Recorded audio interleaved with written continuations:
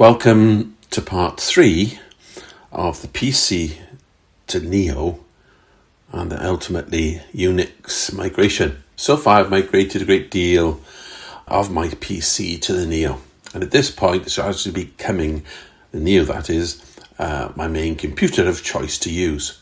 I discovered that printing was an issue and I had to buy a new printer. My old Dell 27-inch monitor works well.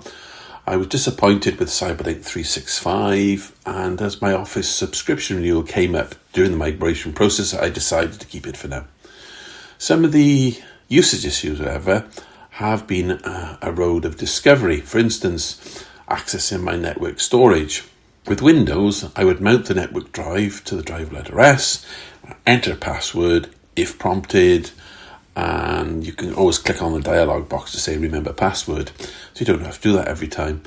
I had to discover how to do this with the Mac. It was via the utility called Finder, which I presume is similar to the Windows File Explorer. Then you click on the icon, then select from the main screen menu, that's in the top left hand corner, Go, and then connect to server. I have placed my network storage into the list of favourites. You then select the server and then connect. It then connects quite easily. It doesn't always, sometimes it requires a password, but again that's no different to Windows. Screen captures took me a while to sort out. Well, Windows has a dedicated button called Print Screen, Mac OS does not. To capture the screen in part, you hit Command key, Shift and then the number 4, and that gives you like a target, and you select, it's dragging the mouse to see what you want to capture from the screen. If you want the whole screen, then hit the Command key, Shift and then the number 3. Pretty basic stuff, I know, but unless you know these things, they can be quite a mystery.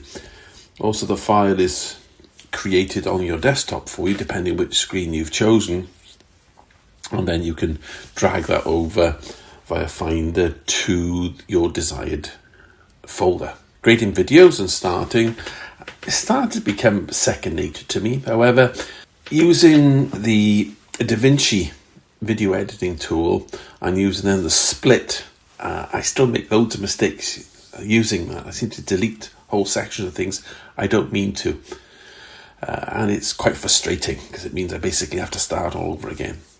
Again, it's probably my unfamiliarity with it. The other thing I hate are these 3 icons. If you want to manipulate an application on the screen, to make it full screen, partial, or stick it on the application bar or exit. This is the same on the iPad. Why they introduced these, I do not know the way they have.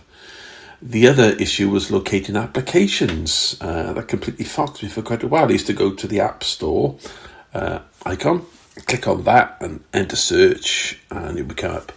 I eventually found that to do that, you click on Finder and then select applications, and they're listed. All of this one day will become second nature to me, I am sure. Overall impressions so far, I am happy with the Neo. It's what I hope the iPad Pro should have been, but instead of that they've got the Neo, and I'd recommend it to anyone. It's a lovely machine to use. I hope you've enjoyed part 3. Please subscribe and click like to continue to receive these updates.